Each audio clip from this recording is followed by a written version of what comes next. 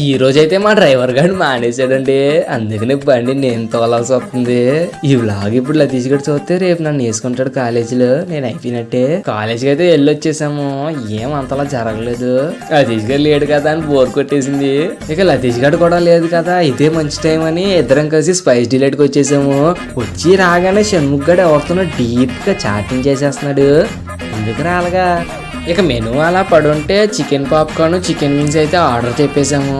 ఇక నాకెవరో చాటింగ్ చేస్తారు లేరని అలా ఏం చేయాలో తెలియక కూర్చున్నాను. Single life bro. ఇక చికెన్ పాప్కార్న్ అయితే వచ్చేసింది. షణ్ముఖ్ గడు మంచి ఆకలి మీద ఉన్నాడు. ఫస్ట్ టేస్ట్ చేసేస్తున్నాడు. ఇక నేను కూడా ఆలస్యం చేయకుండా తినేస్తున్నాను. దాని తర్వాత చికెన్ వింగ్స్ వచ్చింది. వింగ్స్ ఎగిరిపోతాయేమో అని షణ్ముఖ్ గడు గబగబా తినేస్తున్నాడు. నేను కూడా ఎందుకు తగ్గడం అని తినేస్తున్నాను.